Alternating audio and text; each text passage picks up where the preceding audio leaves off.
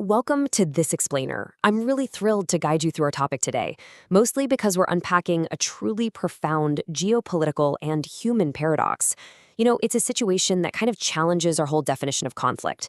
We usually think of a nation as either being at war or at peace, right? It's binary. But what exactly happens when you're trapped somewhere directly in the middle?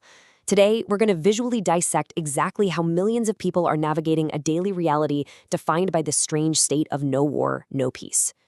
Okay, let's dive right into this. To truly grasp the heavy weight of this geopolitical stalemate, we first need to ground ourselves in the actual human reality. Just listen to Sajjad.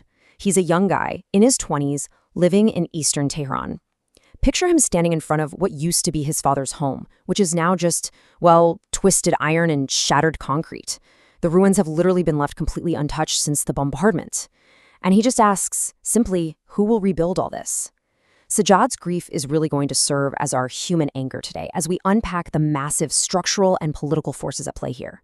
Because you see, Sajjad's despair really highlights a suspended reality that millions of people are currently trapped in. So here is our core paradox for today's explainer. The mere absence of airstrikes absolutely does not mean actual stability. Just because the sirens have stopped doesn't mean life can go back to normal. The skies might be quiet for now, but as we're going to see, that silence, it carries its own incredibly heavy, paralyzing weight. Section 1. A state of limbo, where we'll look at the current geopolitical maneuvers. So here are the objective diplomatic facts currently sitting on the table. We're looking at a highly fragile truce between the United States and Iran that has, for the moment, temporarily paused air attacks. Now, behind the scenes, the diplomatic machinery is working overtime. We've got Pakistani-mediated talks underway, and Iranian Foreign Minister Abbas Araghchi has been making the rounds, with key visits to Islamabad, Muscat, and Moscow just in recent days. So politically speaking, there is motion. There are negotiations happening, but it's a super delicate balancing act that could tip at literally any moment. And that fragility dictates everything happening on the ground.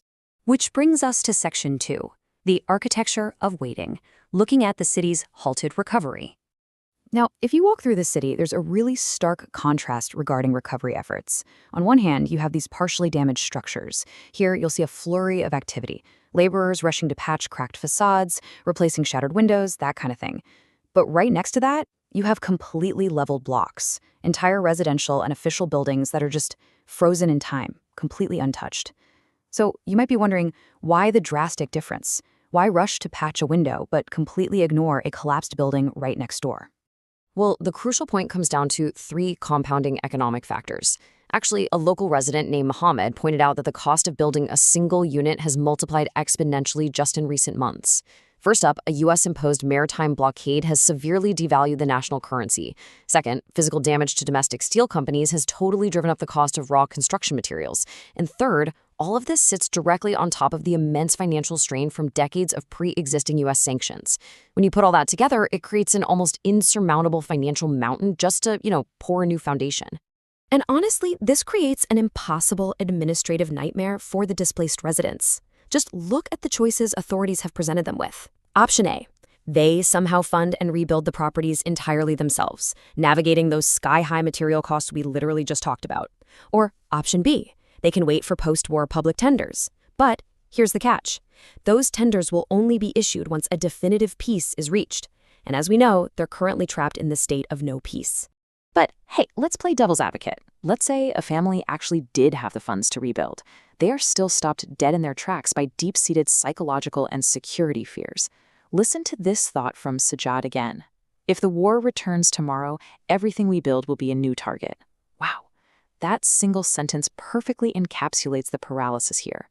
I mean, why would you empty your life savings into a new home when the fragile truce we discussed earlier could just collapse overnight, turning your brand new roof into tomorrow's target?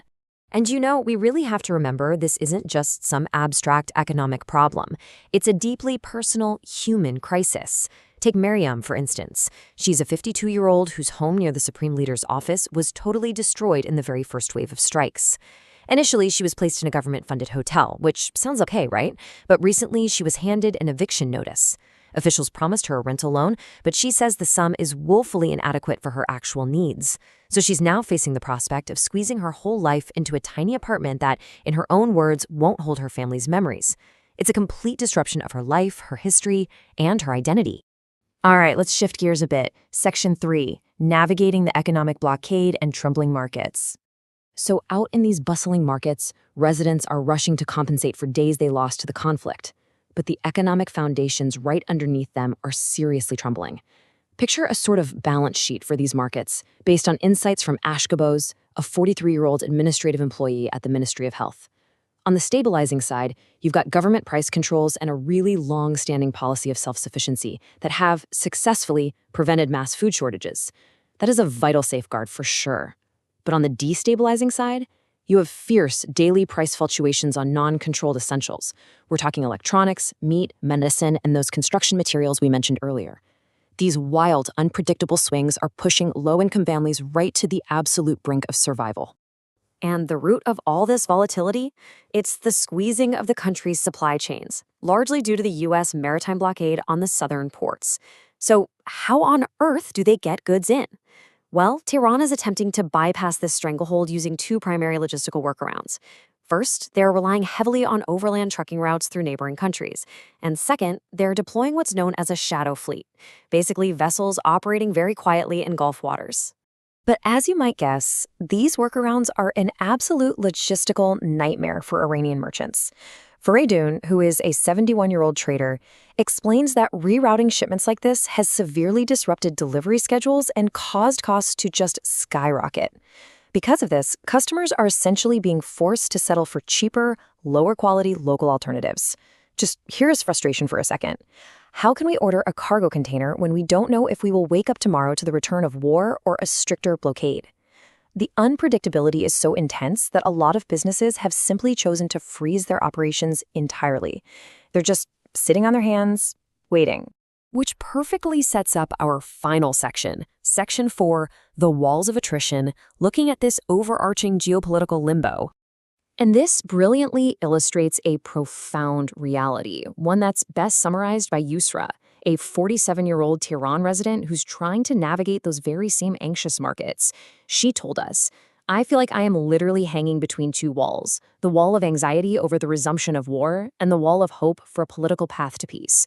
What we are living through today is neither peace nor war, but psychological and economic attrition." I mean, wow. That is such a profound metaphor, right? It perfectly synthesizes everything we've looked at today. This isn't just a pause inviting, it is an active, grinding attrition of both the human spirit and the local economy.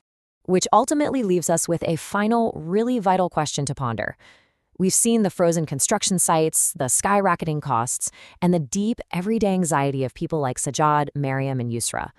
The diplomatic talks? Sure, they continue in rooms far above them, but down on the ground, the clock is ticking. So, how long can a society truly survive the psychological and economic attrition of no war, no peace? Thank you so much for joining me to unpack this really complex issue today. Keep learning, keep analyzing, and I sincerely hope this explainer has given you a much clearer lens through which to view these ongoing global dynamics.